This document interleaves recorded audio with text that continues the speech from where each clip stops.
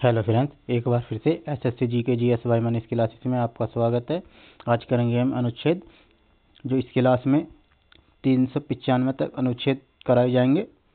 तो आइए स्टार्ट करते हैं फर्स्ट अनुच्छेद से। तो भाग फर्स्ट में है अनुच्छेद 1 से 4 तक। तो अनुच्छेद 1 में है संघ और उसके राज्य क्षेत्र।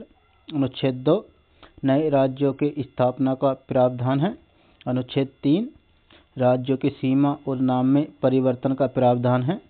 अनुच्छेद 4 में पहली और चौथी अनुसूची के संशोधन तथा अनुपूरक विषयों पर उपबंध करने के लिए अनुच्छेद 2 और 3 के अधीन विधियां हैं।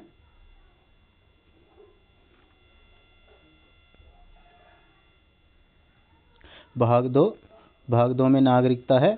नागरिकता से अनुच्छेद 5 से 11 तक है। अनुच्छेद 5 संविधान की शुरुआत में नागरिकता का प्रावधान है।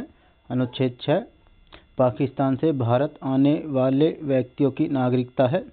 क्वेश्चन 7 में भारत से पाकिस्तान जाने वालों की नागरिकता का प्रावधान है।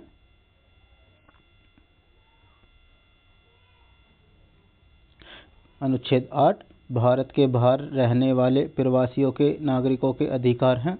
क्वेश्चन 9 अनुच्छेद 9 विदेशी नागरिकता लेने पर भारत की नागरिकता से वंचित का प्रावधान है। अनुच्छेद 10 में नागरिकता के अधिकार बने रहना है।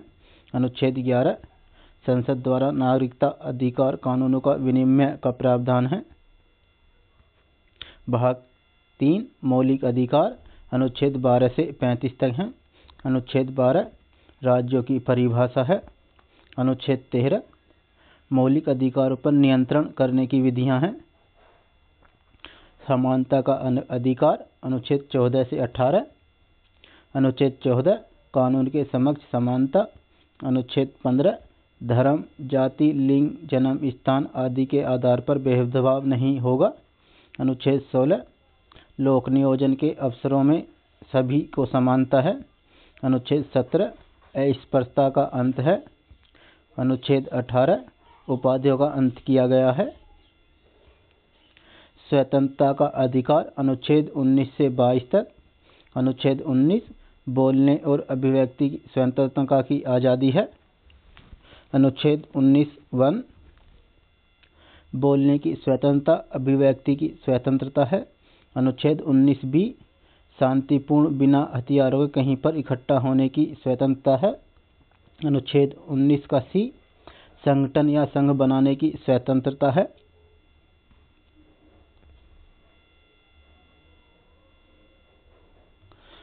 अनुच्छेद 19 का D देश के किसी भी भाग में आने जाने की स्वतंत्रता है। अनुच्छेद 19 का E देश के किसी भी क्षेत्र में रहने की स्वतंत्रता है। अनुच्छेद 19 का G देश के किसी भी हिस्से में व्यापार करने की स्वतंत्रता का अधिकार प्राप्त है। अनुच्छेद 20 अपराधों के दोष सिद्धि के संबंध में संरक्षण है। अनुच्छेद 21 प्राण और दैहिक स्वतंत्रता का अधिकार, जीने का अधिकार है। अनुच्छेद 21 का 1 शिक्षा का अधिकार 86वां संशोधन संविधान संशोधन के तहत 21 में जोड़ा गया। 21 का 1 अनुच्छेद 22 कुछ दशा में गिरफ्तारी से संरक्षण है। शोषण के विरुद्ध अधिकार अनुच्छेद 23 से 24। अनुच्छेद 23 मानव के साथ दुर्व्यापार और बलात्संग पर प्रतिषेध है। अनुच्छेद 24 कारखानों आदि भारी काम में 14 वर्ष से कम आयु के बच्चों का प्रतिषेध है। धार्मिक स्वतंत्रता का अधिकार अनुच्छेद 25 से 28 तक। अनुच्छेद 25 अंतःकरण और किसी भी धर्म को मानने और प्रचार करने की स्वतंत्रता है। अनुच्छेद 26 धार्मिक कार्यों के प्रबंध की स्वतंत्रता है।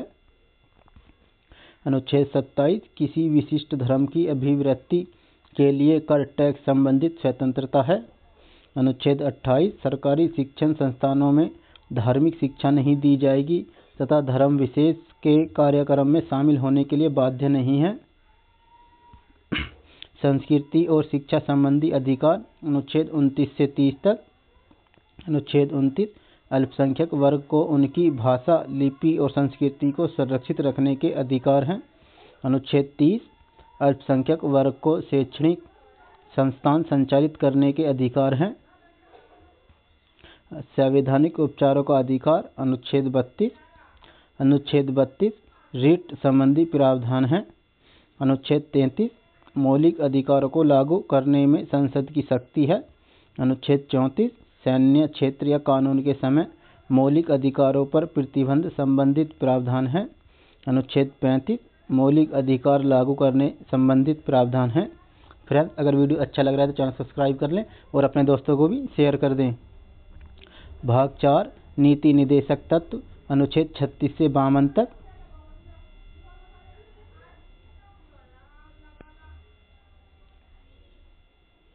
अनुच्छेद 36 राज्य की परिभाषा। अनुच्छेद 37 नीति निदेशक तत्व न्यायालय में वाद योग्य नहीं माना गया है। अनुच्छेद 38 राज्य लोक कल्याण की वृद्धि में व्यवस्था करेगा। अनुच्छेद 39 समान कार्य के लिए समान वेतन का प्रावधान समान न्याय और निःशुल्क विधि सहायता है। अनुच्छेद 40 ग्राम पंचायतों के गठन का प्रावधान है।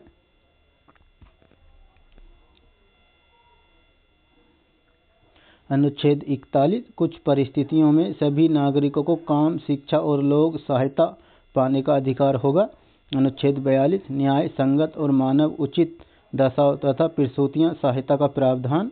अनुच्छेद 43 मजदूरी और कुटीर उद्योग को प्रोत्साहन दिया गया है अनुच्छेद 43 में। अनुच्छेद 44 समान नागरिक संहिता लागू करने का प्रावधान है यूसीसी। अनुच्छेद 45 बच्चों को मुफ्त और अनिवार्य शिक्षा की जिम्मेदारी राज्य की होगी। अनुच्छेद 46 अनुसूचित जाति, जनजाति और अन्य वर्गों के शिक्षा और अर्थ संबंधी हितों का प्रावधान है।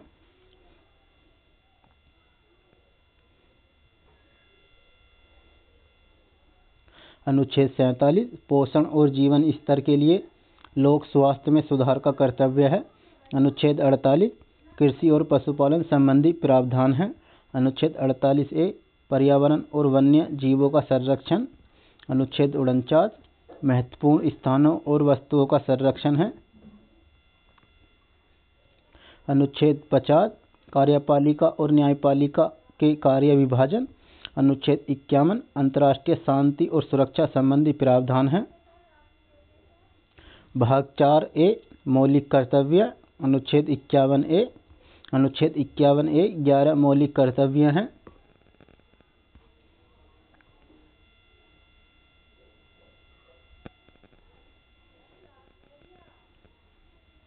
मौलिक कर्तव्य भारतीय संविधान में मूल रूप से मौलिक कर्तव्य का उल्लेख नहीं था। संविधान में सरदार स्वर्ण सिंह समिति की सिफारिश पर 42वें संविधान संशोधन 1976 के द्वारा मौलिक कर्तव्यों को संविधान में जोड़ा गया है। जब मौलिक कर्तव्य को संविधान में जोड़ा गया उस समय मौलिक कर्तव्यों की संख्या 10 थी, लेकिन 86वें संविधान संशोधन द्वारा 11वां मौलिक कर्तव्य को जोड़ा गया, जो इसमें तय किया गया कि 6 से 14 वर्ष के बच्चों के प्राथमिक शिक्षा प्रदान करना माता पिता तथा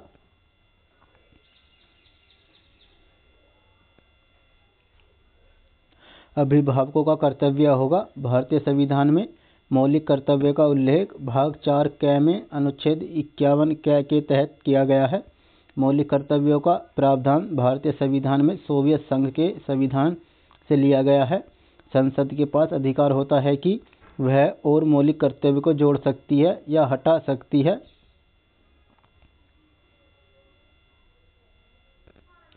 ध्यान रहे 1991 से पहले सोवियत संघ था, जो उसके बाद लगभग 15 देशों में टूटकर अलग हो गया, जिसका आज प्रमुख हिस्सा है रूस। इसलिए हम कई बार यह भी कहते हैं कि मौलिक कर्तव्यों का प्रावधान रूस के संविधान से लिया गया है, परंतु 1976 में रूस की जगह सभी देश एक थे और उससे सोवियत संघ के नाम से जाना जाता था।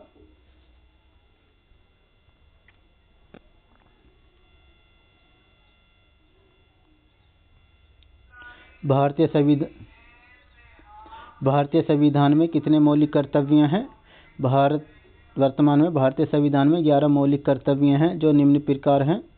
नंबर 1, प्रत्येक नागरिक का कर्तव्य होगा कि संविधान का पालन करे तथा संविधान के आदर्शों राष्ट्रीय ध्वज, राष्ट्रगान का आदर करे।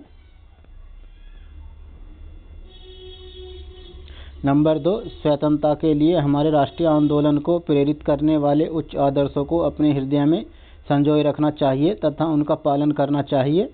नंबर 3, भारत के सभी नागरिकों का यह कर्तव्य होगा कि वह भारत की एकता, अखंडता और प्रभुत्व की रक्षा करने में सहायता करे और उसे अक्षुण्ण बनाए रखे। नंबर 4, भारत के नागरिकों का यह भी कर्तव्य होगा कि वह देश की रक्षा करें। नंबर 5, सभी नागरिकों का कर्तव्य होगा कि भारत के सभी लोगों में समरसता की भावना, भाईचारे की भावना का विकास करें। नंबर 6, सभी नागरिकों का कर्तव्य है कि वह भारत की सामाजिक संस्कृति की गौरवशाली परंपरा का महत्व समझे और उसको अपनाए, उसका परिरक्षण करें। नंबर 8, नागरिकों का कर्तव्य है कि वे वैज्ञानिक दृष्टिकोण और ज्ञानार्जन की भावना का विकास करें। सभी नागरिकों का कर्तव्य होगा कि सार्वजनिक संपत्ति को सुरक्षित रखें। नंबर 10, नागरिकों का कर्तव्य होगा कि व्यक्तिगत एवं सामूहिक गतिविधियों के सभी क्षेत्रों में उत्कृष्ट की ओर बढ़ने की कोशिश करें। नंबर 11, माता पिता और संरक्षण का यह कर्तव्य होगा कि वह अपने 6 से 14 वर्ष के बच्चे हेतु शिक्षा प्रदान करें।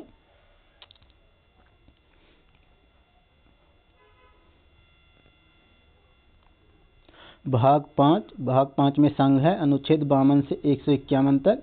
अनुच्छेद 52 भारत के राष्ट्रपति का उल्लेख है। भाग अनुच्छेद 52 में अनुच्छेद 53 संघ की कार्यपालिका संबंधी शक्तियां राष्ट्रपति में निहित होंगी। अनुच्छेद 54 राष्ट्रपति के निर्वाचन मंडल हैं। अनुच्छेद 55 राष्ट्रपति के निर्वाचन संबंधी पद्धतियां अपनाई गई हैं। अनुच्छेद 56 राष्ट्रपति के कार्यकाल का उल्लेख किया गया है। अनुच्छेद 57 राष्ट्रपति के पुनर्निर्वाचन की पात्रता का प्रावधान है। अनुच्छेद 58 राष्ट्रपति बनने की योग्यताएं हैं। फ्रेंड्स, अगर वीडियो अच्छा लग रहा है तो चैनल को सब्सक्राइब कर लें और अपने दोस्तों को भी शेयर कर दें।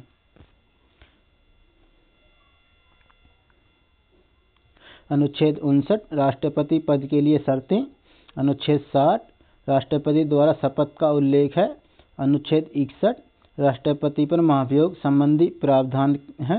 अनुच्छेद 62 राष्ट्रपति पद की रिक्ति को भरने के लिए निर्वाचन का समय और आकस्मिक रिक्ति को भरने वाले व्यक्ति का कार्यकाल निर्धारित किया गया है 6 माह के अंदर। अनुच्छेद 63 में उपराष्ट्रपति पद का उल्लेख है और 62 में राष्ट्रपति है। अनुच्छेद 64 भारत का उपराष्ट्रपति राज्यसभा का पदहीन सभापति होगा। अनुच्छेद 65 आकस्मिक स्थिति में राष्ट्रपति नहीं होने की स्थिति में उपराष्ट्रपति राष्ट्रपति के तौर पर कार्य करेंगे।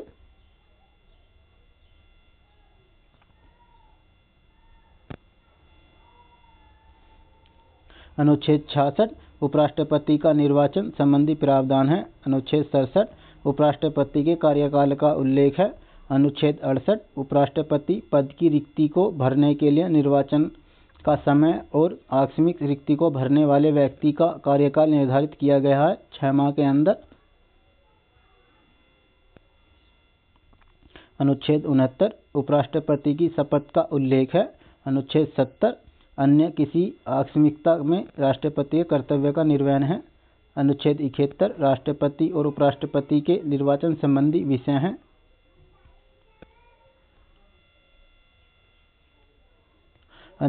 अनुच्छेद 72 राष्ट्रपति द्वारा क्षमादान की शक्ति है। अनुच्छेद 73 संघ की कार्यपालिका शक्ति के विस्तार का उल्लेख है। अनुच्छेद 74 राष्ट्रपति को सलाह देने के लिए मंत्रिपरिषद का उल्लेख है। अनुच्छेद 75 मंत्रियों से संबंधित अन्य उपबंध हैं। अनुच्छेद 76 भारत की महीनेवादी का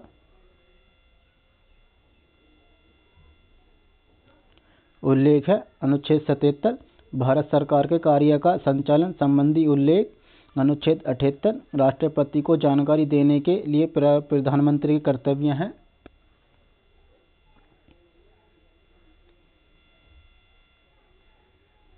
अनुच्छेद 79 संसद में गठन का उल्लेख है। अनुच्छेद 80 राज्यसभा का उल्लेख।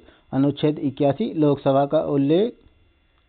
इसमें फ्रेंड्स एक ट्रिक है इन 3 आर्टिकल को याद करने की। यह है सरल, स संसद, र राज्यसभा, ल लोकसभा।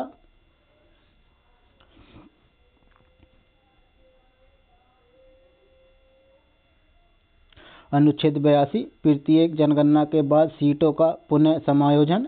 अनुच्छेद 83 संसद के सदन की अवधि का उल्लेख है। अनुच्छेद 84 संसद की सदस्यता के लिए योग्यता। अनुच्छेद 85 संसद के शस्त्र, सत्रावसान और विघटन संबंधी उल्लेख। अनुच्छेद 86 राष्ट्रपति का संसद में अभिभाषण और संदेश भेजने का अधिकार। अनुच्छेद 87 राष्ट्रपति का विशेष अभिभाषण।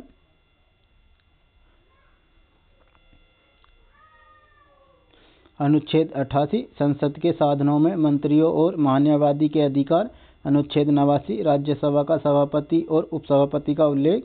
अनुच्छेद 90 राज्यसभा के उपसभापति का पद रिक्त होना, परित्याग या पद से हटाए जाने का उल्लेख। अनुच्छेद 91 सभापति के रूप में कार्य करने तथा कर्तव्य का पालन करने की उपसभापति या अन्य व्यक्ति की शक्ति का उल्लेख। अनुच्छेद 92 जब सभापति और उपसभापति को हटाने का संकल्प विचाराधीन हो तब वह पीठासीन अधिकारी नहीं होंगे।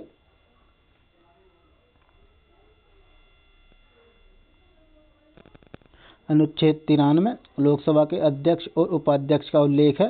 अनुच्छेद 94 अध्यक्ष और उपाध्यक्ष का पद रिक्त होना, पद त्याग या पद त्याग से हटाया जाना। अनुच्छेद 95 अध्यक्ष के रूप में कार्य करने तथा कर्तव्य की पालना करने के लिए उपाध्यक्ष की शक्तियों का उल्लेख।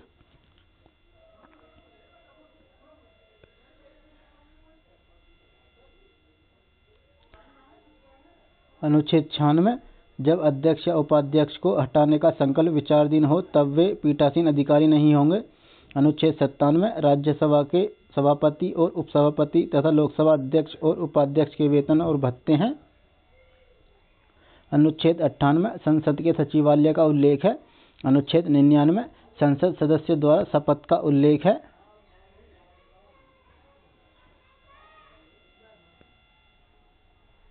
अनुच्छेद 100 संसद सदनों में मतदान रिक्तियों के होते हुए भी सदनों की कार्य करने की शक्ति और गणपूर्ति का उल्लेख है। अनुच्छेद 101 संसद में स्थानों का रिक्त होना। अनुच्छेद 102 संसद सदस्यता के लिए योग्यताएं हैं। अनुच्छेद 105 संसद के सदन की तथा उनके सदस्यों की समितियों की शक्तियां और विशेषाधिकार हैं। अनुच्छेद 106 सदस्यों के वेतन और भत्ते का उल्लेख है। फ्रेंड्स, अगर वीडियो अच्छा लग रहा है तो चैनल को सब्सक्राइब कर लें और अपने दोस्तों को भी शेयर कर दें।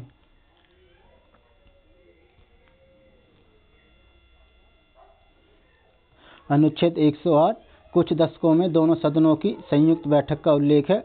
अनुच्छेद 109 धन विधेयक के संबंध में विशेष प्रक्रियाएं हैं।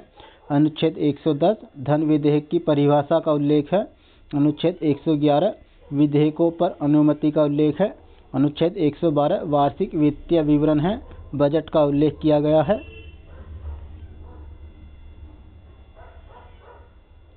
अनुच्छेद 113 संसद में प्रांकलन के संबंध में प्रक्रियाएं हैं। अनुच्छेद 114 विनियोग विधेयक है। अनुच्छेद 120 संसद में प्रयोग की जाने वाली भाषा है। जो जिस भाषा में बोल सकता है उस भाषा में बोलने का अधिकार है 120 अनुच्छेद के तहत संसद में। अनुच्छेद 122 महान्यायालयों द्वारा संसद की कार्यवाही की जांच न किया जाना।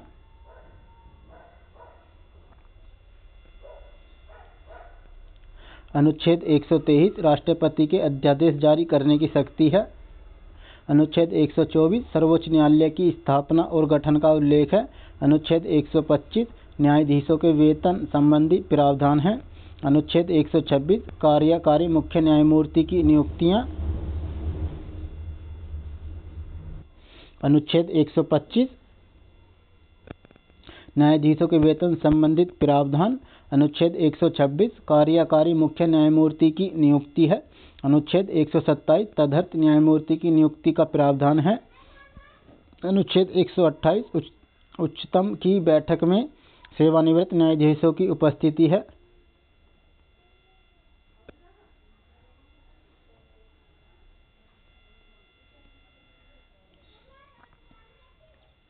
अनुच्छेद 129 उच्चतम न्यायालय अभिलेख न्यायालय के रूप में होने का प्रावधान है। अनुच्छेद 130 उच्चतम न्यायालय के आरंभिक अधिकारिता है। अनुच्छेद 137 निर्णय एवं आदेशों का उच्चतम न्यायालय द्वारा पुनर्विलोकन है। अनुच्छेद 143 उच्चतम न्यायालय से परामर्श करने की राष्ट्रपति की शक्ति है। अनुच्छेद 144 सिविल एवं न्यायिक पदाधिकारियों द्वारा उच्चतम न्यायालय की सहायता में कार्य किया जाना है। अनुच्छेद 148 भारत के नियंत्रक महालेखा परीक्षक CAG का उल्लेख है। अनुच्छेद 149 नियंत्रक महालेखा परीक्षक के कर्तव्य और शक्तियां हैं। अनुच्छेद 150 संघ के और राज्यों के लेखाओं का प्रारूप है। अनुच्छेद 151 समपरीक्षा प्रतिवेदन है। भाग 6 राज्य, जिसमें है अनुच्छेद 152 से 237 तक।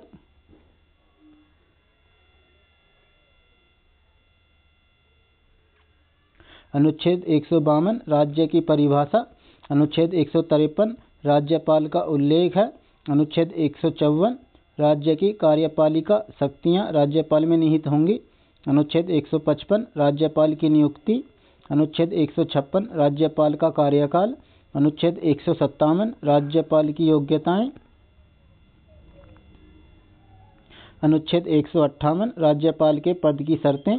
अनुच्छेद 159 राज्यपाल की शपथ का उल्लेख है।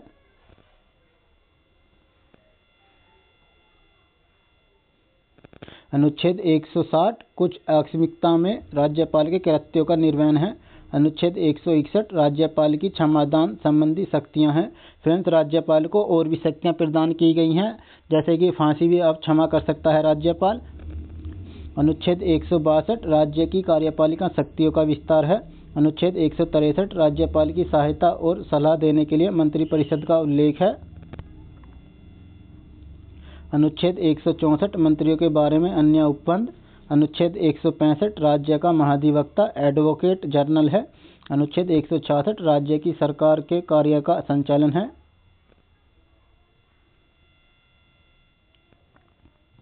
अनुच्छेद 167 राज्यपाल को जानकारी देने के संबंध में मुख्यमंत्री के कर्तव्य होंगे। अनुच्छेद 168 राज्यों के विधानमंडलों के गठन का प्रावधान है। अनुच्छेद 169 राज्यों में विधान परिषदों का बनना और भंग करना है। अनुच्छेद 170 विधानसभाओं की संरचना का उल्लेख है।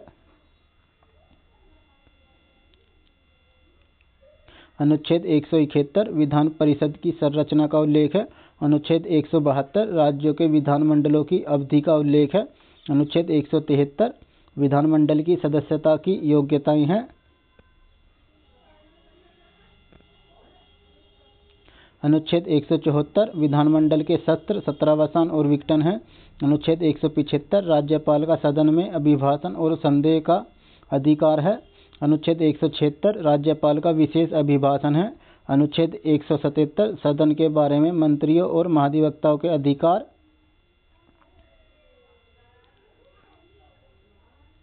अनुच्छेद 178 विधानसभा के अध्यक्ष और उपाध्यक्ष।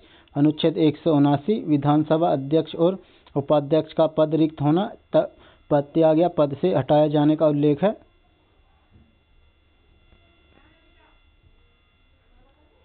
अनुच्छेद 180 विधानसभा उपाध्यक्ष के अध्यक्ष के तौर पर कार्य करने की शक्तियों का उल्लेख है। अनुच्छेद 181 जब अध्यक्ष या उपाध्यक्ष को हटाने का प्रस्ताव हो तब वे पीठासीन अधिकारी नहीं होंगे। अनुच्छेद 182 विधान परिषद का सभापति और उपसभापति का उल्लेख है। अनुच्छेद 183 विधान परिषद सभापति और उपसभापति का पद रिक्त होना, पद त्याग या पद से हटाया जाना। अनुच्छेद 184 विधान परिषद के उपसभापति का सभापति के तौर पर कार्य करने की शक्तियों का उल्लेख है। अनुच्छेद 185 जब सभापति और उपसभापति को हटाने का प्रस्ताव हो तब वे पीठासीन अधिकारी नहीं होंगे। अनुच्छेद 186 अध्यक्ष और उपाध्यक्ष तथा सभापति और उपसभापति के वेतन और भत्ते। अनुच्छेद 187 राज्य विधानमंडल का सचिवालय है। अनुच्छेद 188 विधानमंडल के सदस्यों का शपथ का उल्लेख है। अनुच्छेद 189 सदन में मतदान रिक्तियों के होते हुए भी सदनों की कार्य करने की शक्ति का गणपूर्ति कोरम है। अनुच्छेद 190 विधानमंडल में स्थानों का रिक्त होना है।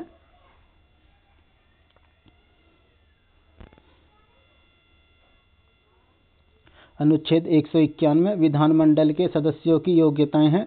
अनुच्छेद 192 सदस्यों की योग्यताओं से संबंधित प्रश्नों का विनिश्चय है। अनुच्छेद 194 विधानमंडल और उनके सदस्यों की शक्तियां और विशेषाधिकार प्रदान किए गए हैं। अनुच्छेद 195 विधानमंडल सदस्यों के वेतन भत्ते का उल्लेख।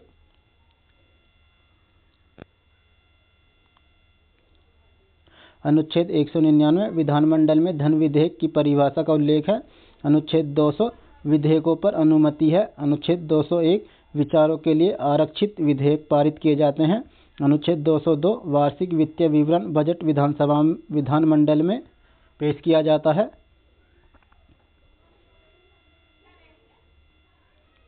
अनुच्छेद 203 विधानमंडल में प्राक्कलन के संबंध में प्रक्रिया है। अनुच्छेद 204 विनियोग विधेयक है। अनुच्छेद 207 वित्त विधेयकों के बारे में विशेष उपबंध है। अनुच्छेद 213 राज्यपाल की अध्यादेश जारी करने की शक्ति है। और फ्रेंड्स, राष्ट्रपति 123 के तहत अध्यादेश जारी कर सकता है। अनुच्छेद 214 राज्यों के लिए उच्च न्यायालय का प्रावधान है। अनुच्छेद 215 उच्च न्यायालय का अभिलेख न्यायालय होना। अनुच्छेद 216 उच्च न्यायालयों के गठन का उल्लेख है।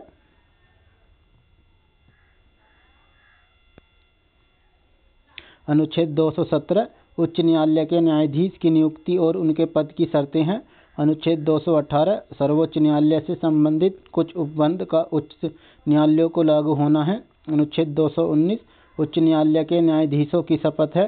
अनुच्छेद 220 स्थायी न्यायाधीश रहने के बाद अन्य विधि व्यवसाय पर रोक का उल्लेख है। अनुच्छेद 221 उच्च न्यायालय के न्यायाधीश का वेतन है। अनुच्छेद 222 न्यायाधीश का अन्य उच्च न्यायालय में भेजना है। अनुच्छेद 223 कार्यकारी मुख्य न्यायाधीश की नियुक्ति है।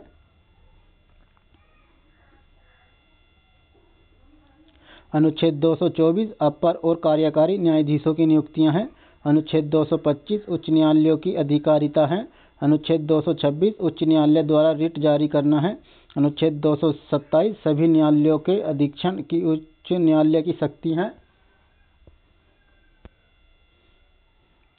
अनुच्छेद 228 कुछ मामलों में उच्च न्यायालय का अंतरण का उल्लेख है। अनुच्छेद 230 उच्च न्यायालयों की अधिकारिता का संघ राज्य क्षेत्रों पर विचार है। अनुच्छेद 231 दो या अधिक राज्यों के लिए एक ही उच्च न्यायालय की स्थापना का उल्लेख किया गया है।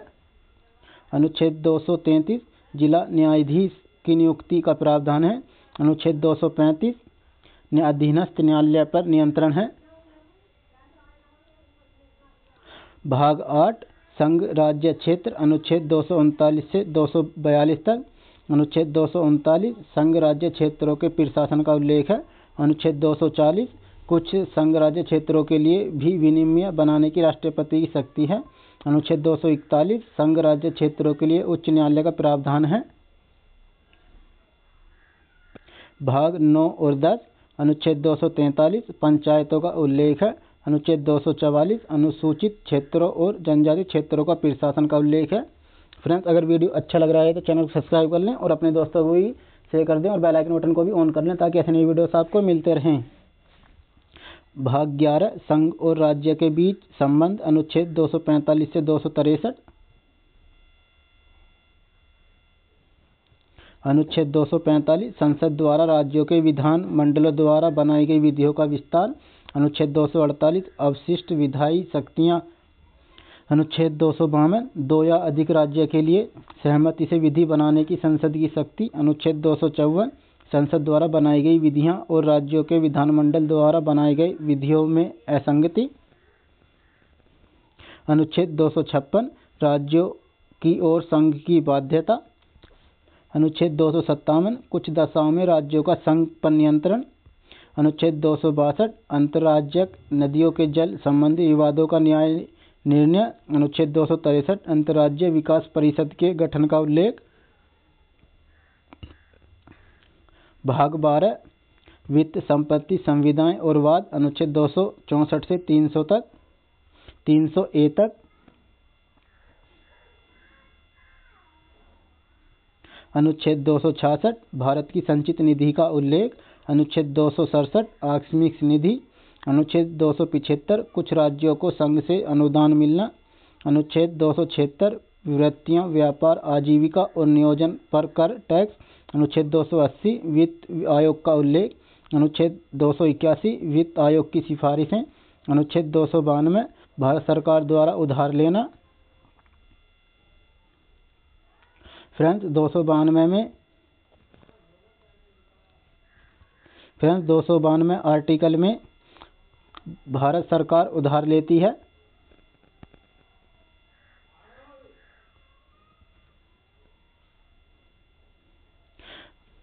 अनुच्छेद 293 राज्य सरकार द्वारा उधार लेना। अनुच्छेद 298 व्यापार करने के अधिकार। अनुच्छेद 299 संविदाएं। अनुच्छेद 300A संपत्ति का अधिकार।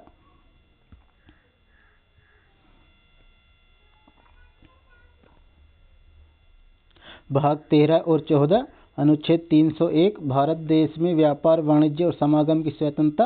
अनुच्छेद 309 संघ या राज्यों की सेवा करने वाले व्यक्तियों की भर्ती और सेवा की शर्तें।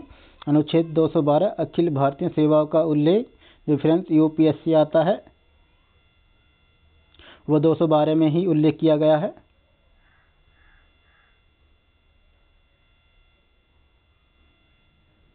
अनुच्छेद 313 संक्रमणकालीन उपबंध। अनुच्छेद 315 संघ और राज्यों के लिए लोक सेवा आयोग यूपीएससी एंड अदर स्टेट का उल्लेख किया गया है।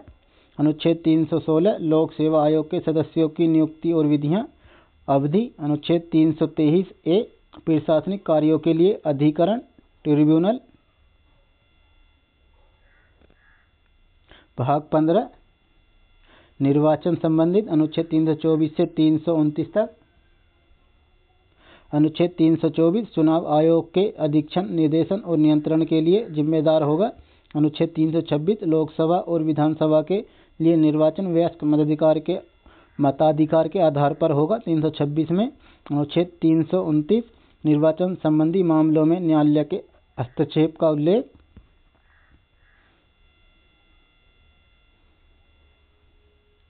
भाग 16 कुछ वर्गों के लिए विशेष उपबंध। अनुच्छेद 330 से 342 तक। अनुच्छेद 330 लोकसभा में अनुसूचित जाति और जनजातियों के लिए आरक्षण है। अनुच्छेद 331 लोकसभा में आंग्ल भारतीय समुदाय का प्रतिनिधित्व है। अनुच्छेद 330 विधानसभा में अनुसूचित जातियों और जनजातियों के लिए आरक्षण है।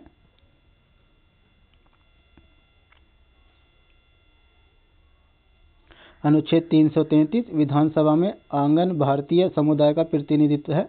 अनुच्छेद 338 अनुसूचित जाति एससी के लिए राष्ट्रीय आयोग का उल्लेख है। अनुच्छेद 338A अनुसूचित जनजाति एसटी के लिए राष्ट्रीय आयोग। अनुच्छेद 338B अन्य पिछड़ा वर्ग ओबीसी के लिए राष्ट्रीय आयोग। अनुच्छेद 341 अनुसूचित जातियां एससी।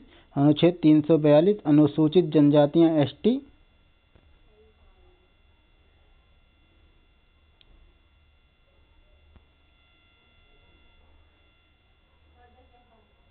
भाग 17 राजभाषा का उल्लेख। अनुच्छेद 343 से 351 तक। अनुच्छेद 343 संघ की राजभाषा का उल्लेख किया गया है। अनुच्छेद 344 राजभाषा के संबंध में आयोग और संसद की समिति का वर्णन है। अनुच्छेद 345 राज्यों की राजभाषा है। अनुच्छेद 346 संघ और राज्य या दो राज्यों के बीच पत्राचार की राजभाषा है। अनुच्छेद 348 उच्चतम न्यायालय और उच्च न्यायालय में प्रयोग की जाने वाली भाषा है। अनुच्छेद 351 हिंदी भाषा के विकास के लिए निर्देश हैं।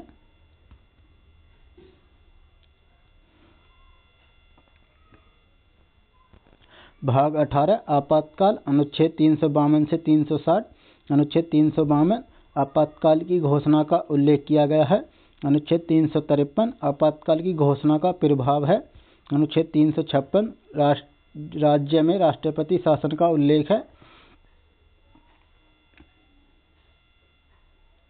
अनुच्छेद 358 आपातकाल के दौरान अनुच्छेद 19 के उपबंधों का निलंबन का उल्लेख है। अनुच्छेद 359 आपातकाल के दौरान भाग 3 पर निलंबन। अनुच्छेद 360 वित्तीय आपातकाल के बारे में उपबंध है।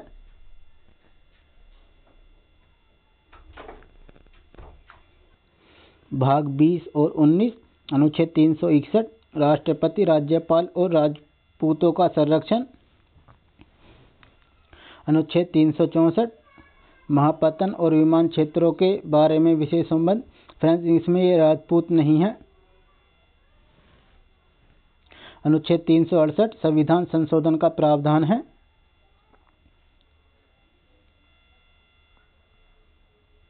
भाग 21 और 22, अनुच्छेद 369 राज्य सूची के कुछ विषयों के संबंध में संसद को कानून बनाने की शक्ति, अनुच्छेद 370 जम्मू कश्मीर से संबंधित प्रावधान है। फ्रेंड्स, ये अब अनुच्छेद 370 जम्मू कश्मीर से हट चुका है। अनुच्छेद 371 महाराष्ट्र और गुजरात के संबंध में विशेष उपबंध है। अनुच्छेद 376 उच्च न्यायालय के न्यायाधीशों के बारे में उपबंध है। अनुच्छेद 377 भारत के नियंत्रक महालेखा परीक्षक के बारे में उपबंध है। अनुच्छेद 378 लोक सेवा आयोग के बारे में उपबंध। अनुच्छेद 393 संक्षिप्त नाम का वर्णन है। अनुच्छेद 395 इसकी निरसन है। फ्रेंड्स, अगर वीडियो अच्छा लगा तो चैनल को सब्सक्राइब करें और अपने दोस्तों को भी शेयर कर दें और बेल आइकन बटन को ऑन कर लें ताकि ऐसे नई वीडियोस आपको मिलते रहें। धन्यवाद।